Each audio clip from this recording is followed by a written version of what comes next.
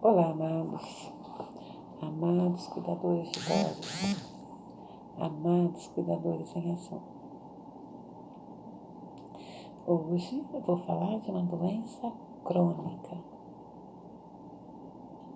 chamada diabetes. É uma doença que nós não enxergamos e talvez por isso não damos a atenção necessária, a atenção devida ao diabetes. Nós temos um órgão que se chama pâncreas. Fica lá atrás do estômago, do ladinho do fígado.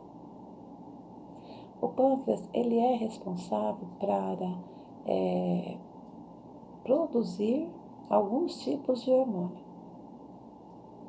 Dentro desses hormônios, a insulina. E o que a insulina faz no nosso organismo? Eu vou explicar. Quando nós comemos, parte dos alimentos se tornam glicose. Principalmente quando nós falamos em carboidrato. Todo tipo de carboidrato é um tipo de açúcar. Quando nós comemos produtos industrializados, tipo bolachas, biscoitos, bolo, enfim, tudo aquilo que deriva da farinha de trigo. Além de outros também. Batatas, mandiocas, beterrabas, bananas, enfim. São produtos ricos em carboidratos que dentro do nosso organismo se tornam um tipo de açúcar. E é claro, o açúcar propriamente dito. Né? A insulina pega todo esse excesso de glicose e envia para as nossas células para ser eliminada. Quando a pessoa é diabética, o pâncreas não produz insulina o suficiente ou não produz nada de insulina. Isso quer dizer que não tem quem carregue o excesso para as células para serem eliminadas. Sendo assim, cai na nossa corrente sanguínea.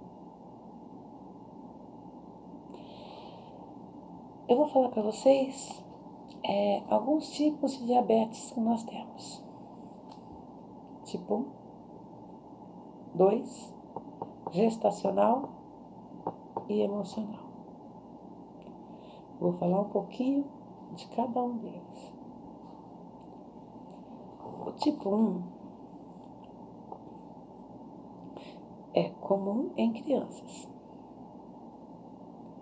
Aliás, sempre se descobre até a primeira infância, no máximo até a adolescência.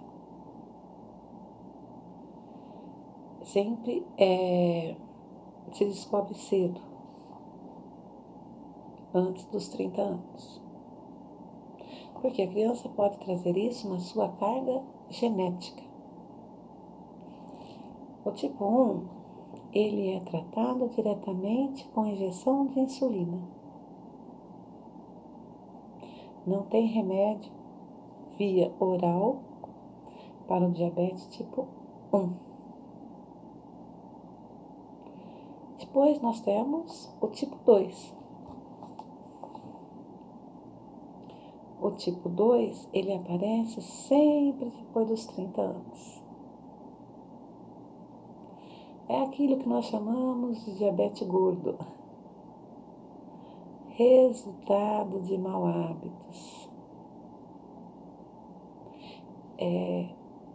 Nunca vai desenvolver numa criança ou num adolescente porque ele não teve vida para isso. Então, criança, adolescente, quando descobre com diabetes é o tipo 1. Do tipo 2, depois dos 30 anos. Obviamente que essa criança, ela vai ser uma jovem um adulto, um idoso e vai permanecer com o tipo 1. Mas a descoberta veio lá atrás. O tipo 2, ele é tratado com comprimido via oral. Ele só vai partir para a insulina se o paciente não respeitar a dieta e não tomar o medicamento de forma certa, seguindo a prescrição. Então, ele pode partir também para a insulina. Mas, aí eu digo, inclusive, que o diabetes é uma doença democrática. Democrática porque depende da gente. Se eu estou disposta a conviver bem com o diabetes ou não. Depende se eu vou seguir a minha alimentação adequada, se eu vou tomar os medicamentos certos ou não. Bom, depois nós temos a gestacional. Lembra que eu falei que a insulina é um tipo de hormônio? A mulher, na gravidez, ela tem uma alteração grande de hormônios. E ela pode desenvolver durante a gestação. A notícia boa é que 80% destas mulheres, quando elas dão à luz, o diabetes, vai embora. Porém, 20% permanece com ele. E mesmo aquele 80% que foi embora, se ela voltar, se essa mulher voltar a ter uma outra gravidez, existe uma possibilidade grande dela desenvolver novamente. Se ela não ficar grávida, há uma grande possibilidade dela desenvolver quando entrar na menopausa. E há o emocional. Na verdade, o emocional, ele acelera um diabetes que já iria acontecer. Na verdade, ele antecipa uma situação. Então, em situações onde a pessoa está muito estressada, com o emocional muito abalado, ele antecipa algo que iria acontecer no futuro. Certo? Eu quero passar para vocês, primeiro, nós enquanto cuidadores vamos manter o controle desse diabetes. É nossa função manter o controle desse diabetes. Para isso, nós vamos precisar de um glicosímetro. O que é o glicosímetro? É aquele aparelhinho que faz a medição do diabetes. Para isso, eu preciso de fita reagente e eu preciso de lanceta. Mas vocês vão aprender isso aqui em aula prática, tá bom? É só para vocês terem ciência de que existe o destro. O destro é medir quanto nós temos de glicose no sangue. Ok?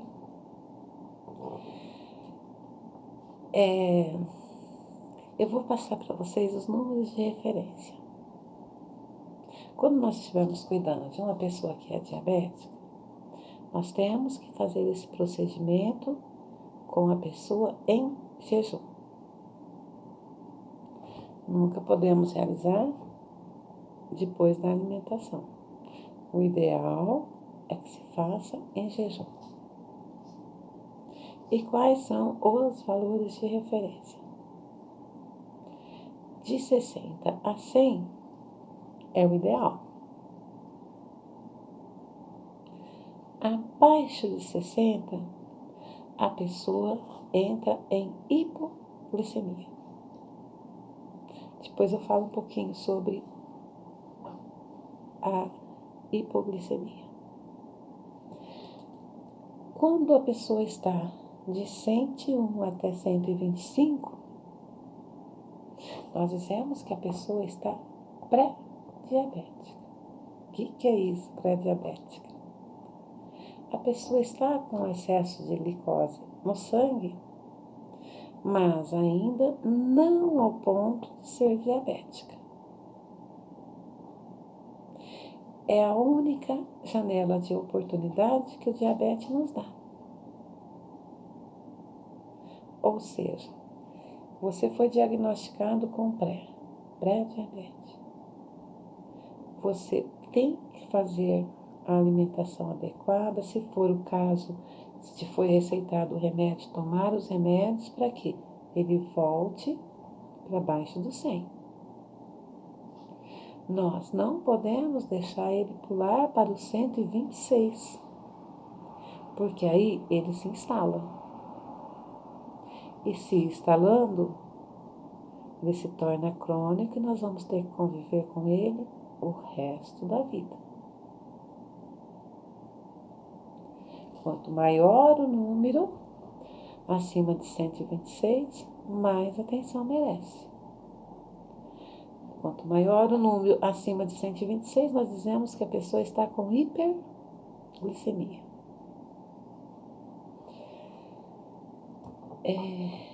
A pessoa com hipoglicemia, eu disse para vocês que é abaixo de 60.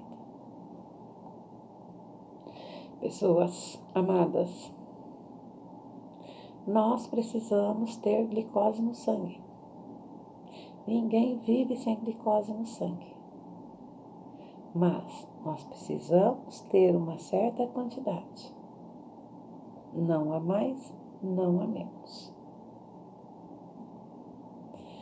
A pessoa com hipoglicemia, ela vai passar muito mal. Vai ver vagalumes, vai sentir fraqueza, vai sentir suor frio, tremores, vai ter sensação de desmaio, vai desmaiar, pode entrar em coma e pode ir a óbito. Ninguém vive sem açúcar no sangue. Ninguém vive sem glicose. Nós precisamos é ter uma medida, certo? Hipoglicemia é abaixo de 60. Acima de 126, hiperglicemia. A hiperglicemia nem sempre dá sintoma. Vocês viram que lá na hipo traz um monte. Mas a hiper nem sempre traz sintomas. Ela é quietinha também, silenciosa. Muitas vezes as pessoas descobrem quando se submete a um exame, uma cirurgia, enfim. Porque ela realmente não traz sintomas.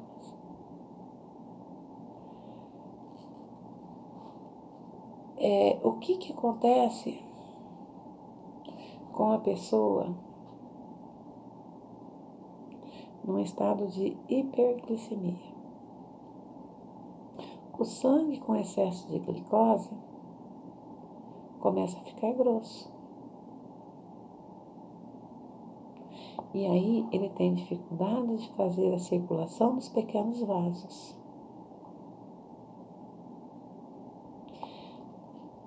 A falta dessa circulação, vocês lembram que nós vimos lá no sistema circulatório? Todas as minhas células precisam receber a corrente sanguínea.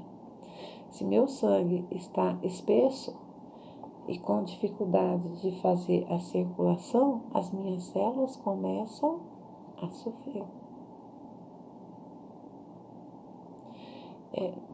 Por isso que muitas vezes a pessoa começa a perder membros, iniciando pelos pés. Quando nós estivermos cuidando de uma pessoa diabética, nós temos que ter muito cuidado com os pés. Primeiro, é claro, ter o controle. E depois, cuidados com os pés. É devido a essa dificuldade de circulação pelo sangue estar espesso que pessoa diabética tem dificuldade de cicatrização. Os pés, por exemplo, onde o sangue não faz a circulação de forma adequada, começa a perder sensibilidade, machuca, não percebe. E isso vai afetando de tal modo as nossas células, na verdade vai matando as nossas células, que depois se faz necessário fazer amputações. O nosso rim, ele está lá trabalhando incansavelmente. Mas a pessoa não faz nem o tratamento, nem toma o medicamento e nem faz a dieta. Chega uma hora que o nosso rim entra em exaustão. Não faço mais nada. É aí que nós fazemos hemodiálise, ou seja, fazer fora do nosso corpo aquilo que o rim poderia estar fazendo de uma forma natural. Atrás dos nossos olhos, nós também temos vasos estreitos. A falta de circulação começa a afetar a visão também. Então, gente, quando eu digo que diabetes é uma doença democrática, ela nos dá a oportunidade de conviver bem com ela. O ideal é que a gente não deixe ela se instalar, mas uma vez instalada, vamos fazer a nossa parte, ok? Se porventura nós tivermos que fazer esse procedimento depois que o paciente já se alimentou, durante o dia, por exemplo, ele não pode dar mais de 200. Acima de 200, a pessoa está diabética também. O que eu quero dizer com isso? Eu posso ter comido uma barra imensa de chocolate, mas eu tenho que ter insulina no meu corpo o suficiente para estar, mandando embora esse excesso de glicose, sem deixar cair na minha corrente sanguínea.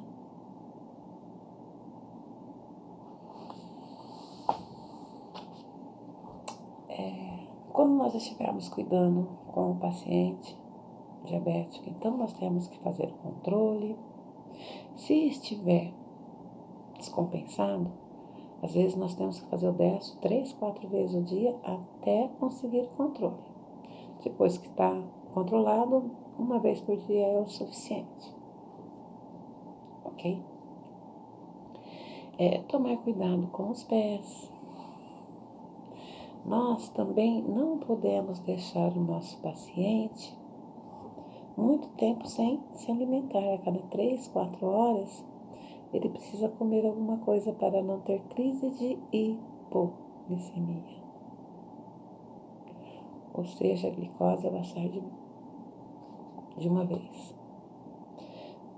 Se nós estivermos cuidando de um paciente, sempre dá um lanchinho antes dele dormir. As maiores crises de hipoglicemia acontecem pela manhã, pelo grande período que a pessoa ficou sem se alimentar. Então, dá um lanchinho antes de dormir. Durante o dia, fique sempre atento para dar alguma coisa a comer a cada 3, 4 horas. Não deixe mais tempo que isso.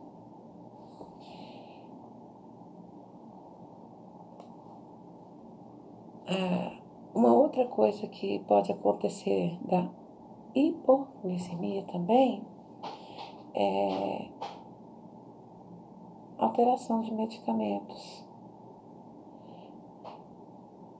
Ou seja, não tomou a dose certa. Nós temos que estar muito atento com relação à quantidade, por exemplo, de insulina, que nós vamos aplicar, seja ela oral ou injetável. Nós temos que ser exatos. Nunca podemos dar uma dose superior. Ah, tá, foi um risquinho a mais, vou colocar essa quantidade mesmo. Não, tem que ser exata. Senão a pessoa vai ter crise de hipoglicemia. Então, gente, vamos controlar esse diabetes. Ele nos permite isso. Depende mais de nós do que dele. Ele está aí, ele já se instalou. Nós permitimos que ele se instalasse. Já que nós permitimos, vamos conviver da melhor maneira possível, tomando os medicamentos e respeitando as restrições alimentares. Tá bom, amados?